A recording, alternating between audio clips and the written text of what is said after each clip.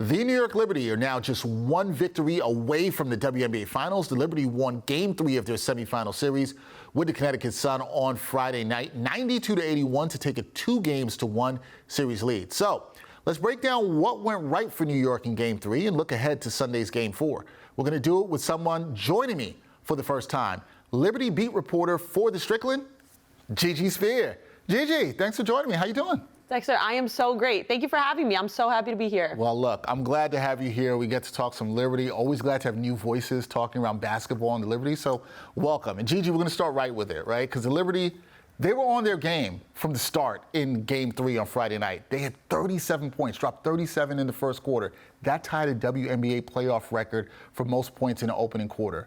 Why, in your eyes, was New York so much better offensively in this game than they were in the first 2 games? Well, Dexter, I know you could probably talk the X's and O's of basketball forever, and there's so many key things that we could point out about what the Liberty did different in the start of this Game 3 versus the start of Game 1. But one subtle difference I picked up on is who was bringing the ball up the court, and that was Courtney Vandersloot. So we had a true point guard bringing it up. Betnijah Laney was able to cut down low. Breanna Stewart passes her the ball, and then Betnijah finds Sab. So Sab drains the 3, and I think that was the crucial difference.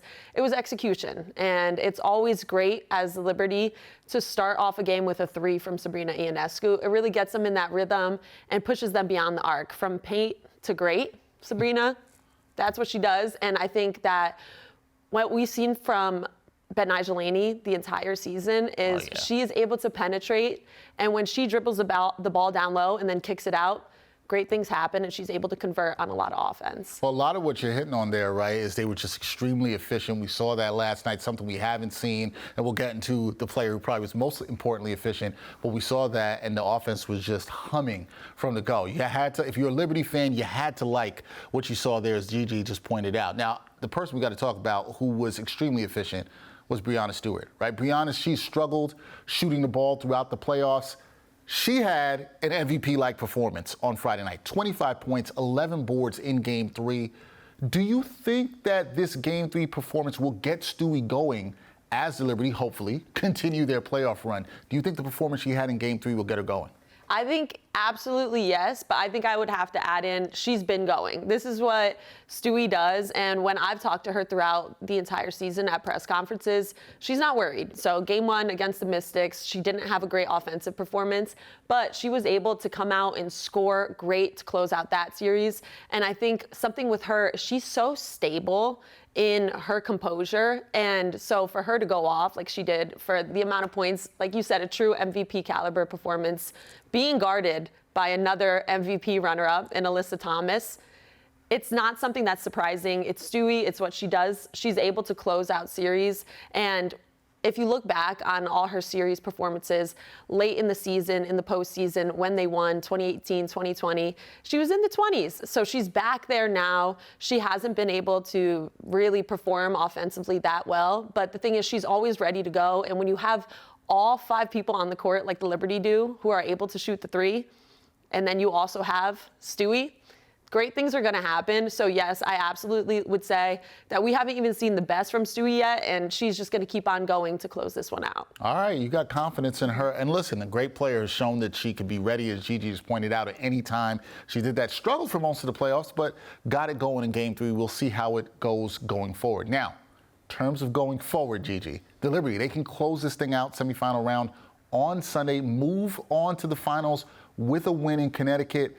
What does this team have to do on Sunday in order to take care of business and get back to the W Finals for the first time since 2002, Gigi? What do they have to do to take care of business on Sunday? Over 20 years, and they're one of the original franchise teams too. So to see them so close to appearing in a WNBA Finals is so exciting for me.